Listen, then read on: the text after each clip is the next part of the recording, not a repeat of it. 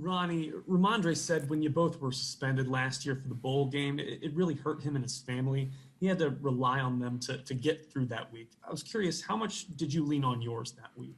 Yeah, I leaned on my family in a heavy way. You know, just emotional support. You know, just not being able to support my team. You know, they still came to the game and supported me while I was going through that hard time. So I definitely leaned on my family and my teammates a lot. To follow up on that, several of your teammates have talked about being excited to go home for Christmas. What memories and experiences made that holiday special for you? Um, just like the excitement the night before, like uh, I feel like Christmas Eve, like when I was a kid, like Christmas Eve was probably like the longest day ever. Like I couldn't wait for Christmas Eve to be over. You know, just staying up all night, anticipating the gifts I'm gonna get the next day. So it was just like a special night, and I know a lot of kids feel that way going into this week.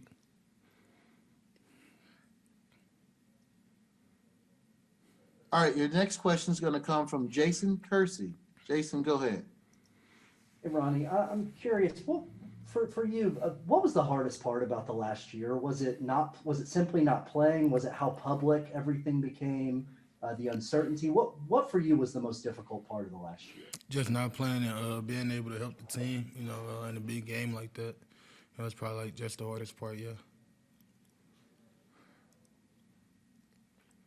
Next question is going to come from John Hoover. John, go ahead. Ronnie, I'm asking guys about Nick Bonito and his evolution as a pass rusher this year. What goes into that when you kind of get as good as he's become over the course of a season? Your technique with your hands, footwork, coaching, all that stuff. What goes into that? Yeah, it's probably just like a lot of stuff with Nick is like athleticism, man. He was a former basketball player, so you know he a real athletic dude. Just as a defensive end, and also take like a lot of hard work, working with Coach Kane this offseason, working with him through fall camp, just listening to coaching points to take those small steps in his game, and he definitely elevated himself to a top player and a top rusher in college. Next question is going to come from Eric Bailey. Hey, Ronnie, I was just curious. I'm doing a story on Isaiah Thomas. Just was wondering, what's his, I'm scared, he didn't get many repetitions in his first 2 years at OU. What's been your favorite part of watching his game develop? And just what's he like away from the football field? IT probably the funniest dude on the D line. If you want to go, I mean, if you spend like a 5 minute conversation with him, probably be the funniest 5 minutes of your day. Really, he a hilarious dude if you get to know him off the field. But just watching him like my first 2 years here and then watching him now, just like I said about Nick, you know, he elevated, he worked, he went through a few tough things early in his career here, but you know, he fought through them, he worked through them, kept working with Coach Tip, just trusting the process really, and he elevated himself to one of the best defensive linemen in college football, just like I said about Nick. So we definitely like. A lot of guys on the D line you see shining. A lot of guys on the defense really, like they just developed. Listening to Coach Grinch, keeping faith. Coach Grinch, he helped us develop like a new mindset. So like you see guys going out there attacking the game different, attacking practice different. So like a lot of guys who didn't play like in the early years, they kind of developed in the later years, and like that's why you see them playing so good now. Just like we developing real good here. All right, your next question is going to come from Joe Bettner. Joe, go ahead. Hey, Ronnie. A few weeks ago, I know you mentioned just the want to play, as many games as possible when the West Virginia game was still on this table. I'm curious, just from the answer that you gave, how much do you think about kind of your future as far as NFL and trying to build that portfolio to show, NFL teams what you can do as far as the kind of the time that you lost at the beginning of the season? It's not like something I'm trying to have on my mind really. You know, I'm just focused on playing a good game every week, just going out executing a game plan and helping my team win. So I'm not trying to like really have that stuff on my mind right now. I'm just trying to keep a clear mind and focus on what we got going here.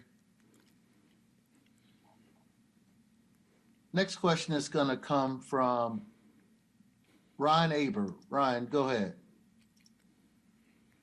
Yeah, Ronnie, it's sort of along the lines of what Eric was asking you about Isaiah earlier. Wanted to ask you about Perion Winfrey.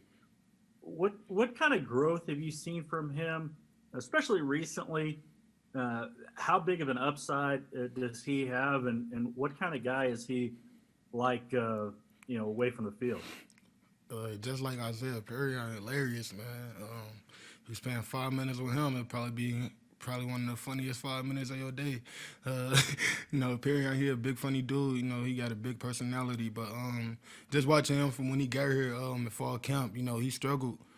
As any player would. I struggled when I first got here. As any player coming to a school like this, he struggled a little bit, but you could tell that he was going to develop. You just didn't know how quick, but you definitely knew he was going to develop into being like one of the best D tackles in the Big 12 this year. And Perry, he got like a big upside. Like he got so much potential. It's crazy. I think he got probably one like the biggest upside on the D line. It's probably gonna take like another year in the weight room, just getting used to college football. But I definitely think going into next year, he'll probably be one of the best D tackle in college football if everything goes accordingly. Appreciate it, Ronnie. Next question going to come from Casey Murdoch. Casey, go ahead. Hey, Ronnie. You ever since meeting you back in high school at a rivals camp in St. Louis, you kind of struck me as an easygoing guy, an open guy. You always had a smile on your face. I'm curious, kind of what you've gone through this year and what you've seen other guys go through. Has that soured your feelings about college football at all? And does it have an impact on making a decision whether to stay or go? No, it don't sour my feelings at all about college football. At the end of the day, there's something I dreamt of doing as a little kid. Ever since I was a sixth grade. I mean, not sixth grade, a 6-year-old. I played football my whole life, so that's something I dreamt of doing. So I could never have sour feelings towards this thing. But I don't think that stuff it definitely had no type of weight on whether decision I make. But as I said, I'm not focused on that right now. I'm just focused on the Cotton Bowl playing.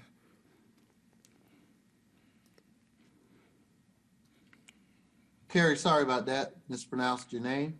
Next question is going to come from Mason Young. Go ahead. Yeah, Ronnie, just with the steps that Nick has made this year, do you feel like that's freed you up in a way, so to speak, and that defenses can't focus everything or offensive lines can't focus everything towards you because they've got him coming off the other edge as well? Yeah, it definitely helped. I mean, we both help each other. It's like a little tag team, but in a way, it's like a front all four of us. It's hard to block all four of us 1-on-1, so it's just hard to lock in on that one guy when you got like four monsters up front who could easily win 1-on-1s, who can easily penetrate the backfield. So I just feel like a front is just hard to game plan for all of us and find a way to block all of us every play.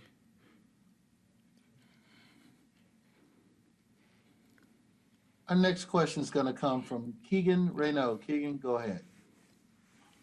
Yeah, Ronnie, obviously we heard all the talk about the all Big 12 teams and this and that.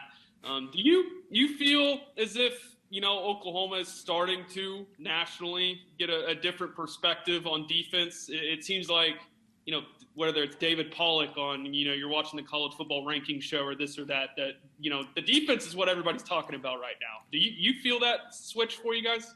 Yeah, I definitely feel that switch. We've been playing great football throughout these last few months. After suffering those 2 losses early in the season, the defense definitely turned it up. So I definitely feel that switch. We got great players all over the field. A lot of guys who kind of been in it, took a lot of reps in this defense over the last 2 years. So we're a confident group. We play hard, play fast, and I think if people really starting to take notice with how we playing, yeah. D-line playing the backfield.